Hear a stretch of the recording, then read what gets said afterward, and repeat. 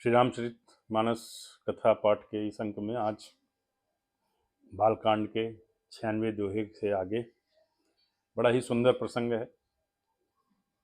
शंकर भगवान और माता पार्वती के विवाह का प्रसंग है। शंकर जी की बारात हिमाचल महाराज के घर, जो कि पार्वती जी के पिताश्री हैं, आ पहुंची है और उनके बारात में उनके गण राक्षस,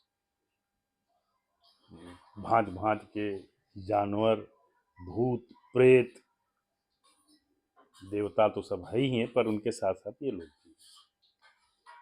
और उन प्रेतों, भूतों, भांत भांत के प्राणियों, सांप, बिच्छू आदि को देखकर जो बच्चे वगैरह हैं वो डर डर के अपने घरों में भाग गए। और अंततः जब पार्वती जी की माँ मैना देवी ने शंकर भगवान को देखा तो व्याकुल हो गई, डर गई, चिंतित हो उठी अपनी बच्ची के, अपने अर्थात माता पार्वती जी के लिए कि इतनी सुंदर कन्या मेरी नाजों से पली पढ़ी, राजप्रसाद में रही, अब इस जो है वैरागी और इतने भयावह व्यक्ति के साथ कैसे रहेगी।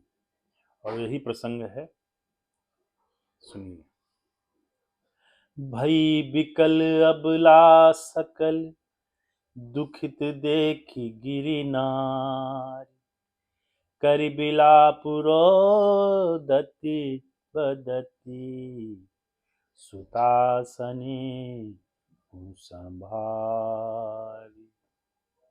हिमाचल की स्त्री मैना को दुखी देखकर सारी स्त्रियां व्याकुल हो गईं।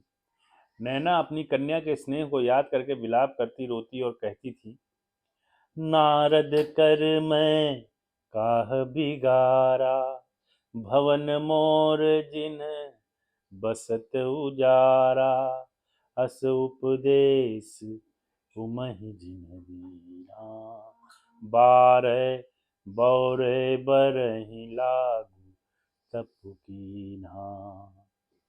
मैंने नारद का क्या बिगाड़ा था, जिन्होंने मेरा बसता हुआ घर उजाड़ दिया और जिन्होंने पार्वती को ऐसा उपदेश दिया कि जिससे उसने बावले वर के लिए तप किया। सोचहूँ के मोह न माया, उदासीन धनु धाम न जाया, पर घर घालक लाज न भीरा, बांझ की जान प्रसव कै पीरा। सचमुच उनके न किसी का मोह है, न माया, न उनके धन है और न घर है, और न स्त्री ही है। वे सबसे उदासीन हैं, इसी से वे दूसरों का घर उजाड़ने वाले हैं। और उन्हें न किसी की लाज है, न डर है। भला बांझ स्त्री प्रसव की पीड़ा क्या जाने। जो मैना देवी हैं, पार्वती जी की माता जी, वो नारद जी के लिए ऐसे शब्दों का प्रयोग कर रही हैं, क्योंकि उन्हें न शंकर की, भगवान शंकर की सच्चाई का पता है, और न उन दोनों के जो संयोग है, माता पार्वती और शंकर, उससे समाज का क्या कल्याण होने वाला है, इसकी जानकारी। इसलिए वो महर्षि नारद को, ब्रह्मर्षि नारद को, देवर्षि नारद को भला बुरा कह रही है कि उन्होंने, जिसके पुत्र नहीं है, जिसका विवाह नहीं हुआ है, जिसका घर नहीं है, वो भला क्या जाने पुत्री और इसका दुख। या उस तरह समझ लीजिए कि भला बांझ स्त्री को प्रसव की पीड़ा का अंदाजा कैसे होगा।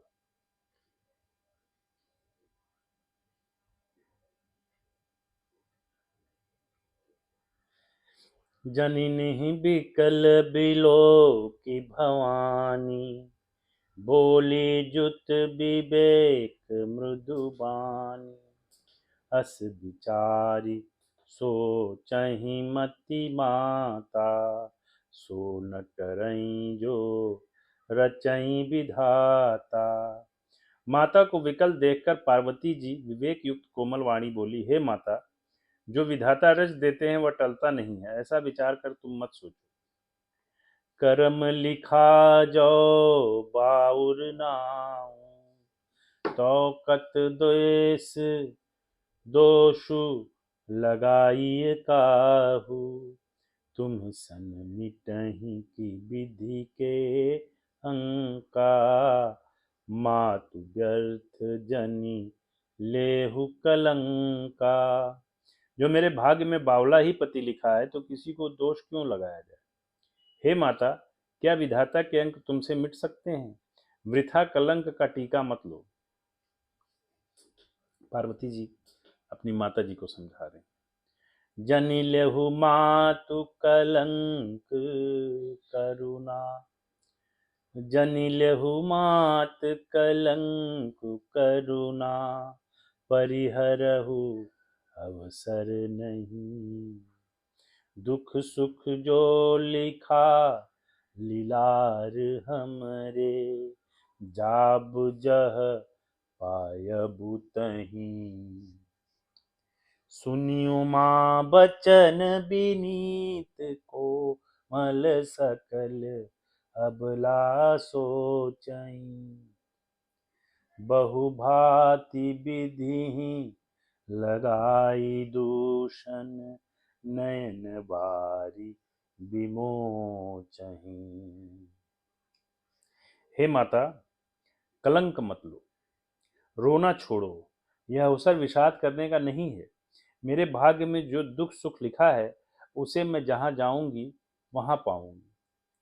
पार्वती जी के ऐसे विनय भरे कोमल वचन सुनकर सारी स्त्रियां सोच करने लगीं और भांति भांति से विधाता को दोष देकर आंखों से आंसू बहाने लगी कि हे भगवान, ऐसा वर जो न कपड़ा पहनता है, न जिसके कायदे के बाराती हैं, भूत प्रेत चुड़ैल सांप बिच्छू बैल वानर यही सब इनके बाराती हैं, राक्षस, ये कहाँ कैसे रखेगा इतनी सुकोमल स्त्री को, जो कि सर्वदा सर्वदा महलों में पली बढ़ी है। तेहि अवसर नारद सहित, अरु ऋषि सप्त समेत, समाचार सुनि तुहिन गिरि, गवने तुरत निकेत। इस समाचार को सुनते ही हिमाचल उसी समय नारद जी और सप्तर्षियों को साथ लेकर अपने घर गए। तब नारद ही सबहि समुझावा, पुरुब कथा पुरुब कथा प्रसंग सुनावा। मैं ना सत्य सुनहु मम बानी, जगदम्बा तब सुता भवानी। तब नारद जी ने पूर्व जन्म की कथा सुनाकर सबको समझाया, सती जी की कथा, कि हे मैना, तुम मेरी सच्ची बात सुनो। तुम्हारी यह लड़की साक्षात जगत जननी भवानी है। तो भवानी को सुख क्या और दुख क्या? भवानी को कौन दुख दे पाएगा, कष्ट दे पाएगा, और तुम क्या भवानी को सुख दे पाओ? ठीक। अजायनादि शक्ति अविनाशिनी, सदा शंभुवर धंग निवासिनी, जग संभव पालन लयकारिणी, निज इच्छा लीला बपुधारिणी। यह जन्मा अनादि और अविनाशिनी शक्ति है, सदा शिव जी के अर्धांग में रहती है। ये जगत की उत्पत्ति पालन और संहार करने वाली, और अपनी इच्छा से ही लीला शरीर धारण करती है। ठीक है। जन्मी प्रथम दक्ष गृह जाई, नामु सती सुंदर तनु पाई, तहु सती शंकर ही विवाही, कथा प्रसिद्ध सकल जग माही। पहले दक्ष के घर जाकर जन्मी सती जी, जो पार्वती जी थी, उनका विवाह पहले शंकर जी से हुआ था, पर कहाँ हुआ था, वो किस रूप में थी? वो सती जी के रूप में थी, दक्ष की पुत्री थी। तब इनका नाम सती था, बहुत सुंदर शरीर पाया था। वहां भी सती शंकर जी से ही ब्याही गई थी। यह कथा सारे जगत में प्रसिद्ध है। एक बार आवत शिव संगा, देख्यऊ रघुकुल कमल पतंगा। भयउ मोह शिव कहा न कीन्हा, भ्रम बस बेसु सिय कर लीन्हा।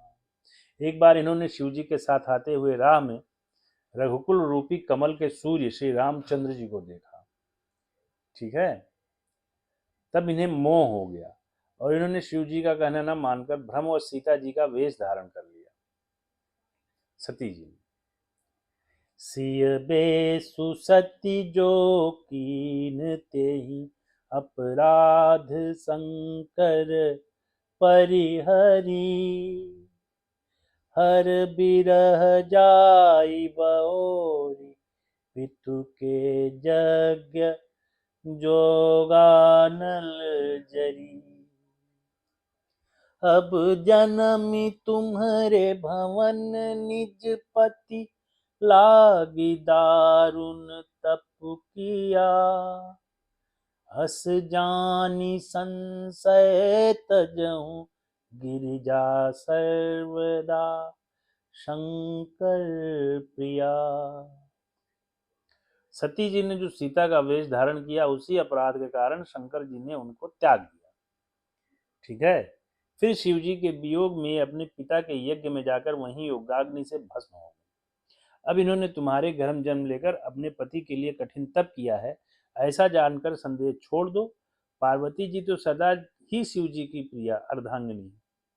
उन्होंने उनकी माता को समझाया कि तुम्हारी पुत्री के रूप में जन्मी भले हैं, लेकिन ये जगत जननी जगदम्बा भवानी,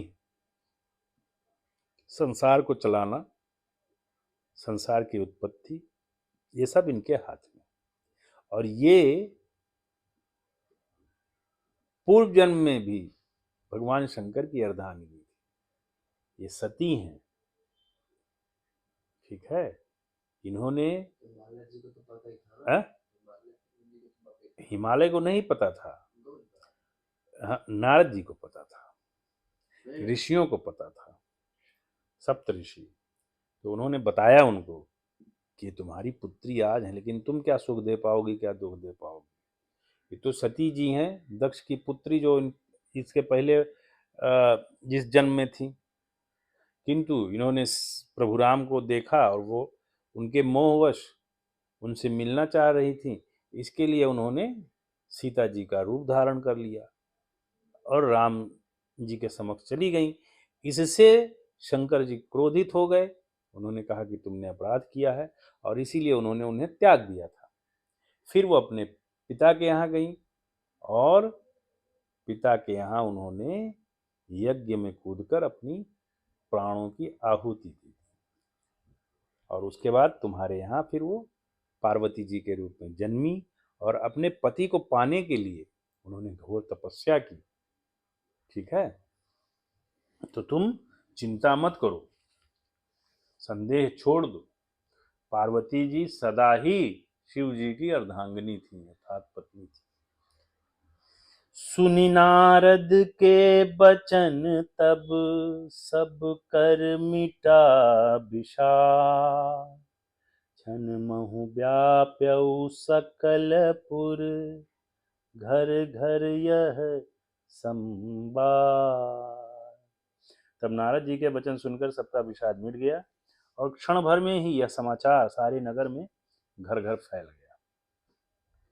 तब मैं हिमवंतु आनंदे, पुनि पुनि पार्वती पद बंदे।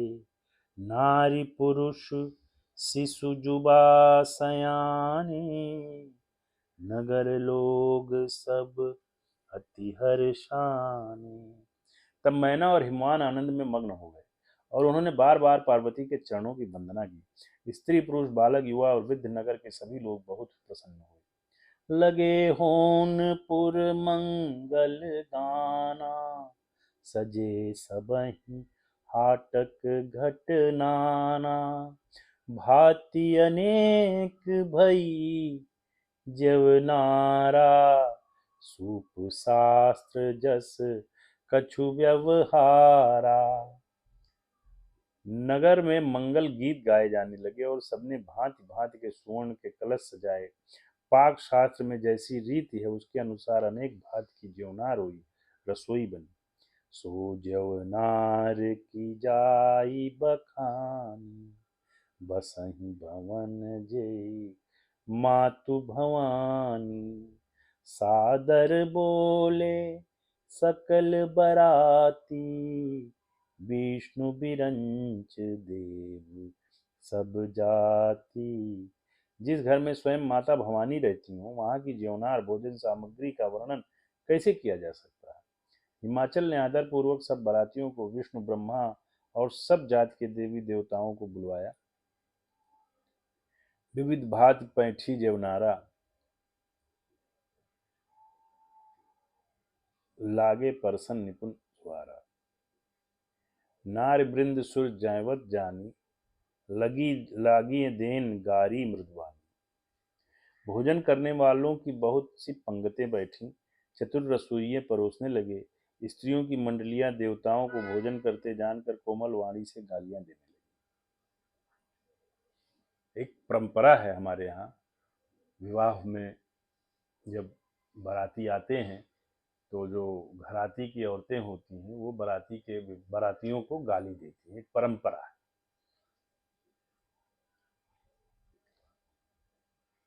गारी मधुर स्वर, गारी मधुर स्वर देहि सुंदरी, व्यंग्य बचन सुनाऊं। भोजन करहि सुर अति विलंबु, विनोद सुनि सचु पावहीं। जेवंत जो बढ़ो आनंदु, सो मुख कोटि न परੈ कह्यों।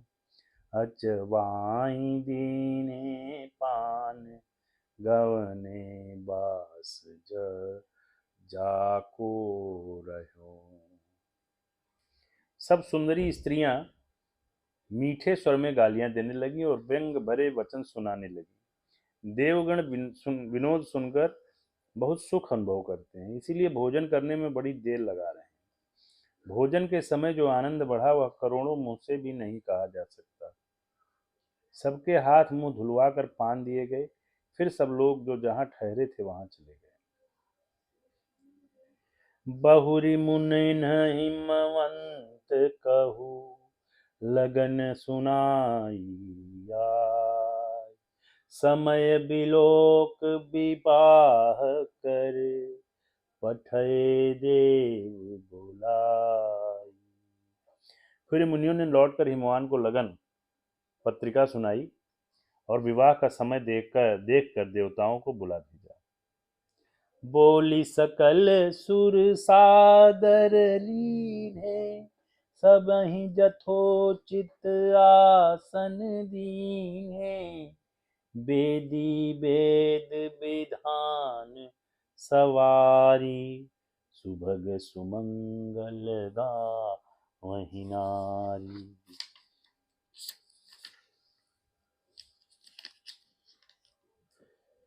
सब देवताओं को आदर सहित बुलवा लिया और सबको यथायोग्य आसन दिए। वेद की रीति से वेदी सजाई गई और स्त्रियां सुंदर श्रेष्ठ मंगल गीत गाने लगी। सिंहासनु अति दिव्य सुहावा, जाई न बरनि बिरंच बनावा। बैठे शिव विप्रन सिरु नाई, हृदय सुमिरि निज प्रभु रघुराई।